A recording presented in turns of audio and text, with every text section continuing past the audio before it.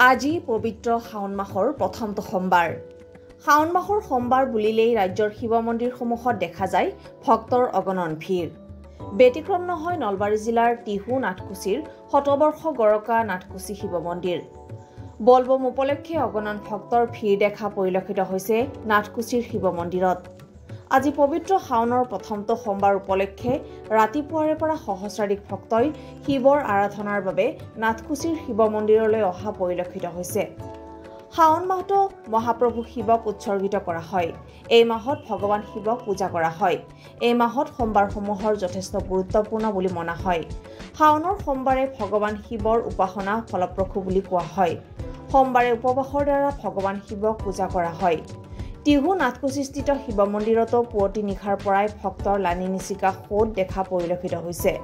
ৰাতিপুৱাৰে পৰা ৰাজ্যৰ বিভিন্ন স্থানৰ লোকে নাথকুছিৰ শিৱ মন্দিৰত সেৱা লৈ নিজৰ মনোকামনা পূৰণৰ বাবে ভগৱানৰ ওচৰত আশীষ লয়। প্ৰত্যেক বছৰে টিহু নাথকুছিৰ শিৱ মন্দিৰত অগণন ভক্তৰ সমাৱেশ দেখিবলৈ পোৱা যায়।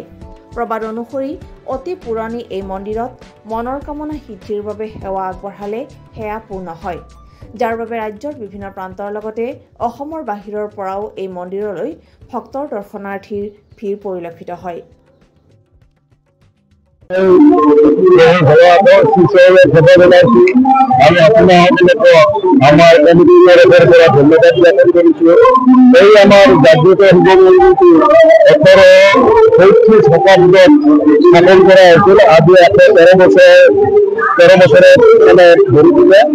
আৰু আপোনালোকে দেখিছে প্ৰত্যেকবাৰ আপোনালোকে ইয়াত আহে ভক্তৰ যথেষ্ট ভিৰ।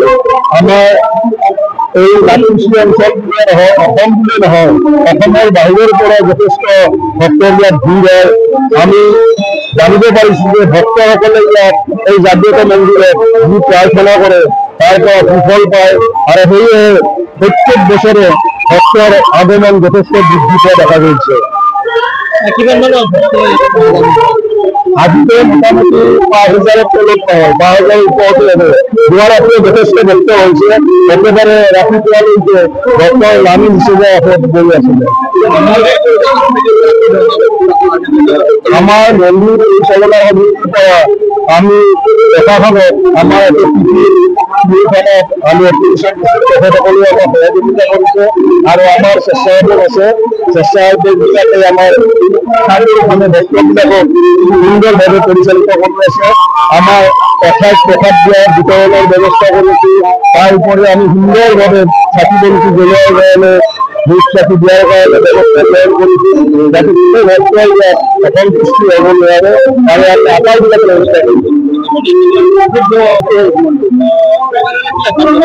চৰকাৰলৈ আমাৰ এটাই আহ্বান যে ১১৩ বছৰ যিটো মন্দিৰ, এই জাগ্ৰত মন্দিৰত আমাক যাতে চৰকাৰৰ ফালৰ পৰা অলপ উন্নত মানৰ সাহায্য দি পেলাই আমাৰ এই মন্দিৰটো এটা আমাৰ অসুবিধা হৈছে কি মন্দিৰটো বৰ্তমান আমাৰ গ্ৰাম সেৱাত আছে, তাৰে ইফালে আমাৰ এটা বিল্ডিং তৈয়াৰ কৰা হৈছে।